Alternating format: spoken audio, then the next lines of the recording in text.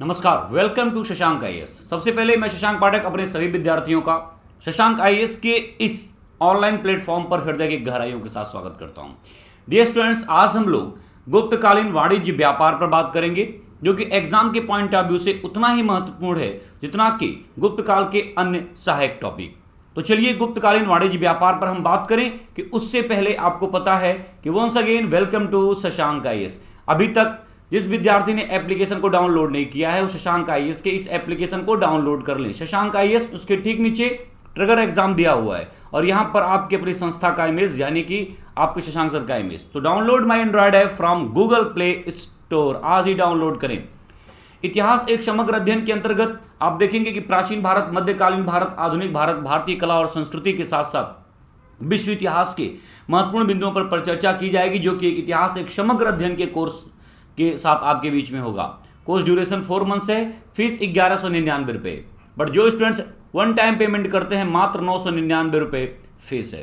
किसी प्रकार की दिक्कत या प्रॉब्लम अगर आपको आती है तो आप मुझे हमारे व्हाट्सएप नंबर पर, दिए गए व्हाट्सएप नंबर पर संपर्क कर सकते हैं। चलिए हम लोग जो है गुप्तकालीन व्यापार और वाणिज्य की बात करते हैं। बहुत ही महत्वपूर्ण सेगमेंट है। हालांकि इससे पहले हम आपको बता दें कि गुप्त काल के जिस वाणिज्य व्यापार की बात कर रहे हैं उससे ठीक पहले यानी कि गुप्त काल के पहले और मौर्य काल के बाद यानी कि मौर्योत्तर काल में वह व्यापार वाणिज्य अपनी पराकाष्ठा पर जा चुका था, जो कि भारतीय इतिहास के अंतर्गत स्वर्ण काल के रूप में जाना गया। भारतीय व्यापार में स्वर्ण काल व्यापार के दृष्टिकोण से। अब गुप्त काल की जब हम लोग बात करते हैं तो कहीं न कहीं यह वाणिज्य व्यापार पहले की तुलना में कम हुआ, लेकिन अभी भी आप देख सकते हैं कि बहुत बड़े पैमाने पर व्यापार होता था। चलिए अब हम बात करते हैं वाणिज्य व्यापार की। प्रश्न ये उठता है कि ये जो वाणिज्य व्यापार है, इस प्रकार के वाणिज्य व्यापार में सबसे महत्वपूर्ण भूमिका किसकी होती थी? बिजनेस करने वाले लोग कौन से होते थे? तो यहां पर मैं आपको बता दूं, एक शब्द आप यहां पर समझेंगे और सुनेंगे, श्रेणी। तो मैं यहां से शुरू करता हूं, श्रेणी। अच्छा, अगर मैं आपसे जानना चाहूं श्रेणी किसे कहते हैं, क्योंकि इस पर हम लोगों ने बात कर ली थी, तो श्रेणी का क्या तात्पर्य होता है एकदम आप एज इट इज याद कर लीजिएगा। कई बार पेपर में एक प्रश्न बनता है। तो लिखिए, संगठित, व्यापारिक एवं औद्योगिक। संगठित, व्यापारिक और औद्योगिक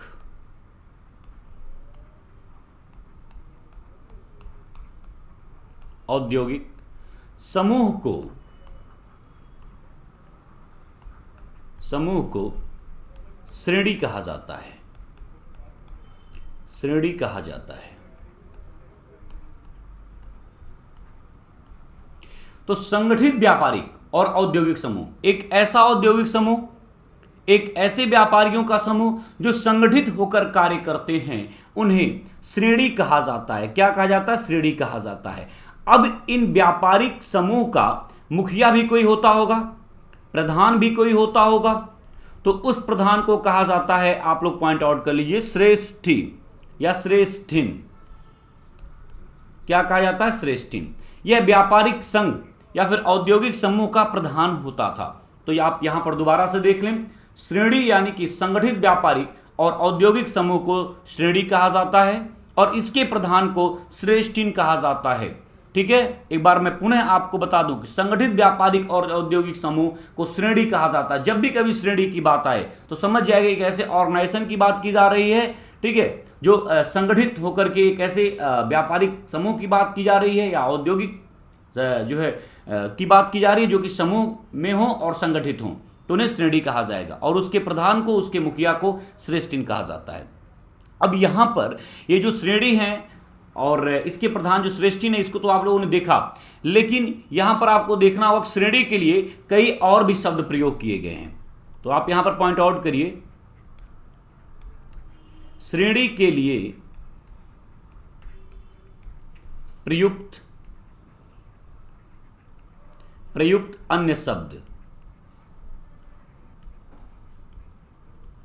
अन्य शब्द, जैसे आप यहां पर पॉइंट आउट कर लें, पूग, ये महत्वपूर्ण शब्द है। कुल, इन सब को आपको याद करना है। निगम, और एक और है सार्थवाह। अब पूक, कुल, निगम, सार्थवाह यह सब श्रेणी के लिए प्रयुक्त जो है एक महत्वपूर्ण शब्द हैं। इनके क्या क्या अर्थ हैं, क्या क्या भाव हैं, तो आप यहां पर देखिएगा। पूग अलग अलग कार्य करने वाले लोगों का समूह, अलग अलग कार्य करने वाले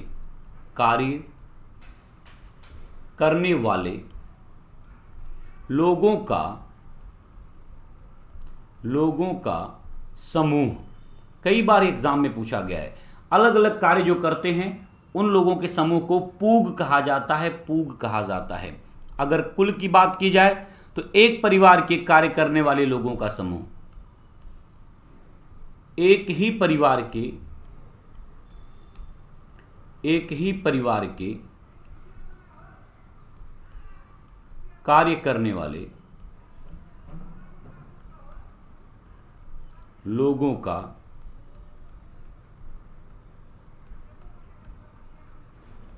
समूह। निगम किसे कहते हैं? श्रेणियों से बड़ी संस्था, श्रेणियों से, पॉइंट आउट करिएगा, श्रेणियों से बड़ी संस्था को निगम कहा जाता है। और सार्थवा, व्यापारी जाते थे कारवां में, व्यापारियों का नेता। कौन से व्यापारियों का? जो कारवां में चलते थे। तो सबसे पहले इन शब्दों को आपको विशेष रूप से ध्यान देना होगा, जो कि परीक्षा के दृष्टिकोण से भाई बहुत ही महत्वपूर्ण है। इसको यहां पर विशेष रूप से आपको ध्यान देना होगा। यानी कि श्रेणी, संगठित व्यापारी और औद्योगिक समूहों को श्रेणी कहा जाता है। इसके प्रधान को श्रेष्ठ चिन्ह कहा जाता है। श्रेणी के लिए जिन महत्वपूर्ण शब्दों का प्रयोग किया गया उनमें पूग, अलग अलग कार्य करने वाले लोगों का समूह, कुल, एक ही परिवार के कार्य करने वाले लोगों का समूह, निगम, श्रेणियों से बड़ी संस्था होती थी, और सार्थवाह की अगर हम बात करें तो व्यापारियों का नेता जो कारवां में होकर के चलता था। तो इसको आपको विशेष रूप से ध्यान देना होगा। अब चलिए हम बात करते हैं कि ये जो व्यापार बिजनेस होता था, इसमें लेन देन का माध्यम क्या था। तो मैं आपको बता दूं कि लेन देन के माध्यम के रूप में सिक्कों का प्रयोग किया जाता था। लेन देन का माध्यम, लेन देन का माध्यम। अगर लेन देन के माध्यम की बात की जाए तो प्रमुख रूप से सिक्कों का प्रयोग होता था। किसका? सिक्कों का। और सिक्कों में कौन कौन सा?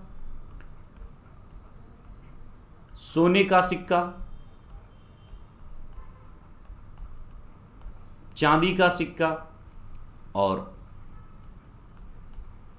तांबे का सिक्का। अब यहां पर सोने के सिक्के का जिक्र किया गया है तो मैं आपसे जान लेता हूं, सोने के सिक्के को क्या कहा जाता था? दीनार कहा जाता था। कितने ग्रेन का होता था भाई? 144 ग्रेन का होता था। ठीक है। अच्छा, एक और बात, चलिए अभी हम आगे आपसे पूछते हैं। चांदी का जो सिक्का होता था वो कितने ग्रेन का होता था? 32.36 ग्रेन का। कई बार ये भी प्रश्न पूछा गया है एग्जाम में, तो यहां पर आपको विशेष रूप से ध्यान देना होगा। इसके अलावा लेन देन का माध्यम कौड़ियां भी हुआ करती थी। कौड़ी होती थी, यह भी लेन देन का माध्यम हुआ करती थी। कुछ इंपॉर्टेंट पॉइंट्स हमें यहीं पर याद आ रहे हैं, मैं आपसे जानना चाह रहा हूं। सर्वाधिक शुद्ध स्वर्ण सिक्के किसने चलाए भाई? तो सर्वाधिक स्वर्ण सिक्के किसने चलाए? आपका जवाब आना चाहिए। मैं लिखूंगा नहीं, मैं सिर्फ अभी जानना चाह रहा हूं आपसे। सर्वाधिक स्वर्ण सिक्के कुषाणों ने चलाए। लिख देता हूं भाई, नहीं तो नाराज हो जाएंगे। सर्वाधिक शुद्ध स्वर्ण सिक्के कुषाणों ने चलाए थे, कुषाणों ने। ठीक है। अच्छा, एक प्रश्न और भी है। चांदी के सिक्के सर्वप्रथम गुप्त काल में किसने चलाए? चांदी के सिक्के सर्वप्रथम गुप्त काल में, ध्यान रखिएगा, पहली बार नहीं, गुप्त काल में तो चंद्रगुप्त द्वितीय विक्रमादित्य, ठीक है। तो चंद्रगुप्त द्वितीय विक्रमादित्य ने सर्वाधिक रजत मुद्राएं, चांदी के सिक्के चलाए। एक प्रश्न और बनता है कि सबसे अधिक सिक्कों का ढेर गुप्त काल में कहां से प्राप्त हुआ है? सिक्कों का ढेर गुप्त काल में कहां से प्राप्त हुआ है भाई? तो बयाना,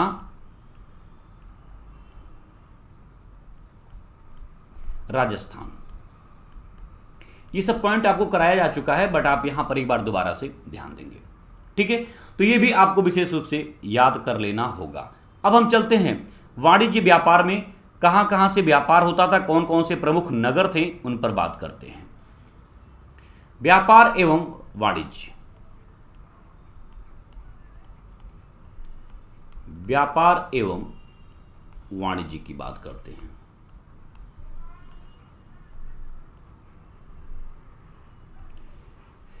व्यापार एवं वाणिज्य में अगर आप देखेंगे तो प्रमुख नगर की अगर मैं बात करूं, प्रमुख नगर की बात करूं, तो आप यहां पर देखेंगे पाटलिपुत्र, इसके साथ साथ आप देखेंगे उज्जैन, इसके अलावा भड़ौच, इसी क्रम में विदिशा, प्रयाग, ताम्रलिपि, इसके अलावा मथुरा, अहिच्छत्र, कौशाम्बी, ये प्रमुख नगर हुआ करते थे। लेकिन आप देखेंगे कि जो पाटलिपुत्र है, कहा जाता है कि इसका पतन प्रारंभ हो चुका था। पतन जो है वह प्रारंभ हो चुका था इस नगर का। वह इंसान कहता है कि जब वो आगे चल कर के आएगा जो है हर्षवर्धन के शासनकाल में, तो कहता है कि पाटलिपुत्र जो था ना, वो एकदम उजड़ा हुआ नगर था, एक ऐसा शहर जो उजड़ चुका हो। मथुरा की भी यही स्थिति थी। लेकिन यहां पर ताम्रलिपि, बड़ौच, उज्जैन, ठीक है, प्रयाग, ये सब बड़े महत्वपूर्ण व्यापारिक स्थल हुआ करते थे। तो इसको आपको यहां पर विशेष रूप से जानना है। और हमने पहले ही बताया था कि जो स्वर्ण काल है, व्यापार और वाणिज्य का जो स्वर्ण काल है, वह मौर्योत्तर काल के रूप में देखा जाता है। और कुषाणों का जब शासन काल था, तब उस समय के काल को स्वर्ण काल के रूप में। लेकिन गुप्तों के शासन काल के दौरान भी व्यापार बिजनेस रहा, लेकिन उस तुलना में बढ़ नहीं पाया जिस तुलना में उसको बढ़ना चाहिए था। वो अपने शिखर पर पहुंच चुका था, उसके बाद उसका पतन प्रारंभ हो गया। अब प्रश्न ये है कि विदेशी व्यापार में गिरावट कैसे आई? तो यहां पर एक पॉइंट और लिख लेते हैं, विदेशी व्यापार में गिरावट। विदेशी व्यापार में गिरावट। देखिए, आप सभी को पता है कि मौर्योत्तर काल में जो हमारा व्यापार होता था, विशेष करके किसके साथ होता था भाई? कौन बताएगा? मैं यहां पर आपसे पूछना चाहता हूं। मैं हालांकि हिंट कर दिया हूं, लेकिन आप मुझे बताइए कि विदेशी व्यापार में गिरावट आती है तो सबसे पहले मौर्योत्तर काल में व्यापार किसके साथ होता था जबरदस्त तरीके से? ठीक है, यहां पर आप मुझे बताएंगे। जी हां, रोमन साम्राज्य के साथ हमारा व्यापार होता था। रोमन साम्राज्य के साथ प्लिनी क्या करता है? प्लिनी आंसू बहाता है ना कि रोम की सारी स्वर्ण मुद्राएं भारत चली आ रही हैं। तो रोमन साम्राज्य के साथ हमारा व्यापार होता था। लेकिन 364 ईस्वी में आप देखेंगे, 364 में 364 ईस्वी में स्थिति ऐसी हो जाती है कि 364 ईस्वी में रोमन साम्राज्य विभाजित हो जाता है। क्या हो जाता है? विभाजन हो जाता है, विभाजन, जिसकी वजह से आंतरिक समस्या वहां पर आती है और हमारा व्यापार बिजनेस प्रभावित हो जाता है। तो विभाजन की वजह से व्यापार बिजनेस क्या हुआ साहब? प्रभावित हुआ। तो इसका मतलब दो चीजें अब आपको समझनी है। पहला यह समझ लेना है, बात को बारीकी समझना, कि गुप्त काल में रोम के साथ हमारा जो व्यापार था वह उन्नत अवस्था में नहीं था। गुप्त काल से पहले मौर्योत्तर काल में जो हमारा व्यापार बिजनेस था रोम के साथ, वह उन्नति अवस्था में था और सबसे अधिक व्यापार होता था। तो यहां पर पहले आपको ध्यान देना है कि रोमन साम्राज्य में विघटन के बाद आप देखेंगे व्यापार बिजनेस में धीरे धीरे गिरावट की प्रक्रिया शुरू हो गई और लगभग समाप्त सा हो गया था। अब किसके साथ हमारा व्यापार बढ़ा, किसके साथ बढ़ा भाई, ये प्रश्न ये भी बनता है, किसके साथ बढ़ा? तो आपका एक पड़ोसी मुल्क है जो हमेशा विरोध में ही कार्य करता रहता है, समझ गए होंगे, लेकिन दूसरा समझ रहे हैं, चीन की मैं बात कर रहा हूं, चाइना। तो चीन के साथ हमारा व्यापार बढ़ा था और इसके पीछे कारण ये थे कि बौद्ध जो धर्म था और जो बौद्ध प्रचारक थे उनके जाने से हमारी सांस्कृतिक परिचय हुई और इससे जो है कई तरह से आप देखें कहीं व्यापार बिजनेस भी प्रभावित रहा और ग्रोथ करता रहा। अब प्रश्न बनता है कि कई ऐसे बौद्ध प्रचारक थे जो चीन गए, तो यहीं पर मैं उनके नाम को भी लिख दूं अगर आप इजाजत दें तो, जैसे बोधिरुचि, बोधिरुचि ये चीन जाते हैं, बुद्धभद्र ये भी चीन गए, बुद्धजीव, ठीक है, बुद्ध शांत, ये सब बौद्ध प्रचारक थे जिनका लगातार चीन जाना होता था। अब प्रश्न ये बनता है कि चीन के साथ जो हमारा व्यापार होता था उसमें एक देश ऐसा था जो बिचौलिए का कार्य करता था। कौन सी कंट्री थी जो बिचौलिए का काम करती रही होगी? चलिए आपके आंसर आने चाहिए। चीन के साथ जो हमारा व्यापार था उसमें एक देश ऐसा था जो बिचौलिए का कार्य करता था। तो वह कौन सी कंट्री है, वह कौन सा देश है जो बिचौलिए का कार्य करता था? जी हां, सिंघल द्वीप, सिंघल द्वीप, सिंघल द्वीप यानी कि श्रीलंका। ये वही श्रीलंका है जहां की राजकुमारी पद्मावती, रानी पद्मावती बनती हैं और मलिक मोहम्मद जायसी ने 12 मासा वर्णन में इसका उल्लेख किया है कि जब राजा रतन सिंह सिंघल द्वीप जाते हैं पद्मावती को प्राप्त करने, तो हम आपको थोड़ा सा यहां पर बता दें, ये सिंघल द्वीप है जो बिचौलिए का कार्य करता है भारत और चीन के व्यापार के मध्य में, और ये वही सिंघल द्वीप है जहां पद्मावती को प्राप्त करते हैं राजा रतन सेन, ठीक है। और जब राजा रतन सेन इनको प्राप्त करने के लिए जाते हैं, जब हीरामन तोता पूरी तारीफ करता है राजा रतन सेन से, मैं पूरी कहानी नहीं बता रहा हूं क्योंकि बहुत लंबा विस्तार हो जाएगा, बस सामान्य सी बात है, थोड़ा सा हिंट कर दे रहा हूं, आप लोग जानते ही हैं।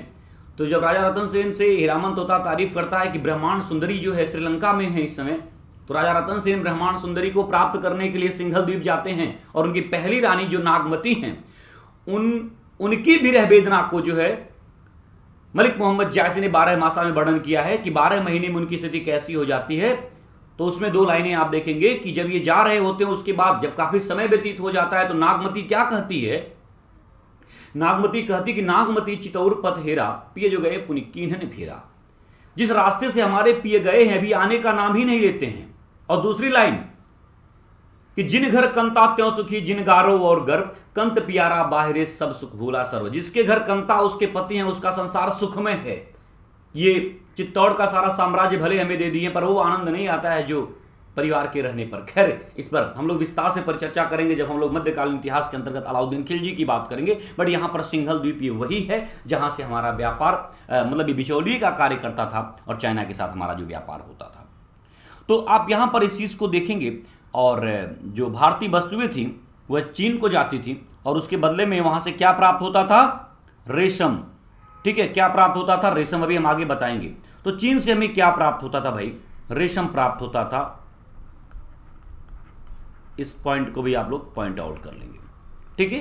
तो चीन से हमें रेशम प्राप्त होता था। आइए अब थोड़ा सा हम देख लें कि इसके अलावा चाइना के अलावा हमारा व्यापार और कहां होता था, तो उस पर भी हम बात कर लें।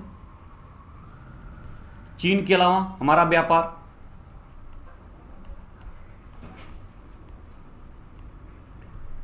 तो दक्षिण पूर्वी एशियाई देशों के साथ हमारा व्यापार होता था। दक्षिण पूर्वी एशियाई देशों के साथ, दक्षिण पूर्वी एशियाई देशों के साथ हमारा व्यापार होता था। और यह जो व्यापार होता था ताम्र लिपि बंदरगाह से, तो ताम्रलिप्ति बंदरगाह से जो है आप देखेंगे ये व्यापार अपना काफी विस्तृत तरीके से होता था। अब प्रश्न ये है कि और कौन कौन से बंदरगाह थे जहां से हमारा व्यापार होता था। तो मैं यहां पर आपको इस तरह से बता दूं, आप इस डायग्राम को थोड़ा सा देखिएगा, आप अभी समझ जाएंगे। जैसे एक एरिया इधर पड़ जाता है और एक हम इधर बता देते हैं, ये ताम्रलिप्ति बंदरगाह है, ताम्रलिप्ति बंदरगाह, और ये पड़ेगा बंगाल यानी कि बंगाल में। और यहां पर जो है वह भड़ौच या भृगु कक्ष बोलते हैं, ठीक है, भृगु कक्ष बंदरगाह, ये पड़ेगा गुजरात। तो ये दो महत्वपूर्ण बंदरगाह थे जहां से अपना व्यापार जो है विदेशों के साथ होता था भाई। इसको आपको विशेष रूप से ध्यान देना है, ठीक है, पॉइंट आउट कर लीजिए। तो भड़ौच, भृगु कक्ष और ताम्रलिप्ति बंदरगाह ये दो महत्वपूर्ण थे जहां से अपना व्यापार होता था। अब प्रश्न ये बनता है कि वह महत्वपूर्ण उद्योग कैसा था जिसका व्यापार हम लोग विदेशों से करते थे, या हमारे वहां का महत्वपूर्ण उद्योग क्या था, ये भी कई बार प्रश्न बनता है। तो चलिए महत्वपूर्ण उद्योग की बात कर लेते हैं। महत्वपूर्ण उद्योग की बात कर लेते हैं। महत्वपूर्ण उद्योग क्या था, पॉइंट आउट करिए। महत्वपूर्ण उद्योग में वस्त्र उद्योग था, यह भी कई बार पूछा जाता है। अब वस्त्र उद्योग में क्या क्या था उसको पॉइंट आउट कर लीजिए। रेशमी मलमल, हम रेशम बाहर से मंगाते थे, उसको तैयार करके बेचते थे। रेशमी मलमल। लिनन, आप लोग लिनन का कपड़ा पहनते हैं। ऊनी वस्त्र। हाथी दांत से बनी वस्तुएं, देखिए हाथी दांत हम लोग इथोपिया से मंगाते थे, लेकिन उसको तैयार करके वस्तु के रूप में हम बेचते थे। हाथी दांत से बनी वस्तुएं, हाथी दांत से बनी वस्तुएं। इसके अलावा पत्थर की कटाई, खुदाई, पत्थर की कटाई, पत्थर को काट कर भी बेचते थे। सोने चांदी, इसके भी व्यापार हम लोग करते थे। सोने चांदी, लोहा, तांबा, शीशा, ठीक है, ये सब हमारे महत्वपूर्ण उद्योग थे। लेकिन सबसे महत्वपूर्ण उद्योग अगर आपसे पूछा जाए भाई, तो वस्त्र उद्योग सबसे महत्वपूर्ण उद्योग था। किस काल में? गुप्त काल में। ये सबसे महत्वपूर्ण उद्योग था। हम लोग विशेष करके इसको विदेशों को बेचते थे और वहां से प्राप्त करते थे। लेकिन एक सामान्य सी हेडिंग हम आपके बीच में बनाए कि ऐसी कौन सी वस्तुएं थीं विशेष करके जिनका हम लोग निर्यात करते थे, और ऐसी कौन सी वस्तुएं थीं जिनका हम लोग आयात करते थे। तो चलिए आयात और निर्यात वस्तुओं की बात करें। आयातित एवं निर्यातित वस्तुएं।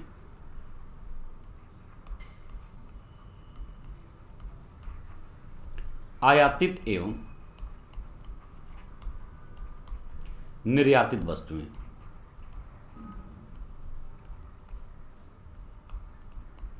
आयातित एवं निर्यातित वस्तुएं, ये भी कई बार आपके एग्जाम में महत्वपूर्ण बनेगा।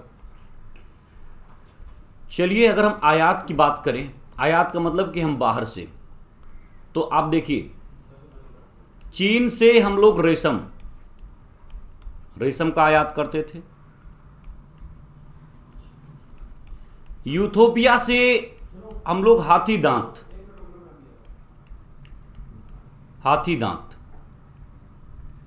इसके बाद आप देखेंगे कि अरब, ईरान,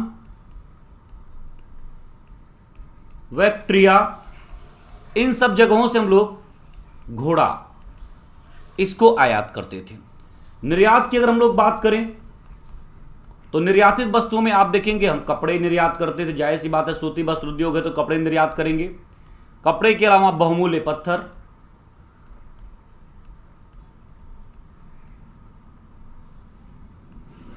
पत्थर, हाथी दांत निर्मित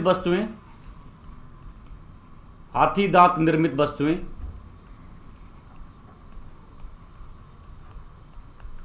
ठीक है। गरम मसाले, इसको तो मैं भूल ही गया था, गरम मसाले ETC। तो आप यहां पर देखेंगे कि ये प्रमुख वस्तुएं थी जिनका आयात और निर्यात बड़े पैमाने पर किया जाता था। मिला जुला करके अगर हम सीधी सी बात करें, एक सामान्य बात, तो आपको यही समझ लेना है, आप इस बात को समझिए कि गुप्त काल का जो व्यापार बिजनेस था वह कहीं न कहीं पतन की ओर उन्मुख हुआ, लेकिन एकदम पतन भी नहीं हुआ। रोम के साथ हमारा जो व्यापार बिजनेस था वो लगभग समाप्त सा हो गया। अब चीन और दक्षिण पूर्व एशियाई देशों ने इस स्थान को ले लिया। चीन के साथ जो हमारा व्यापार होता था उसमें बिचौलिए का काम श्रीलंका यानी कि सिंघल द्वीप करता था। किन वस्तुओं का हम लोग व्यापार करते थे उनकी भी बात आप देखेंगे, सूती वस्त्र की। उसके बाद निर्यात और आयात में किन किन वस्तुओं की प्रमुखता दी गई उस पर भी। तो यहाँ पर आप इन सब चीज़ों को देखेंगे।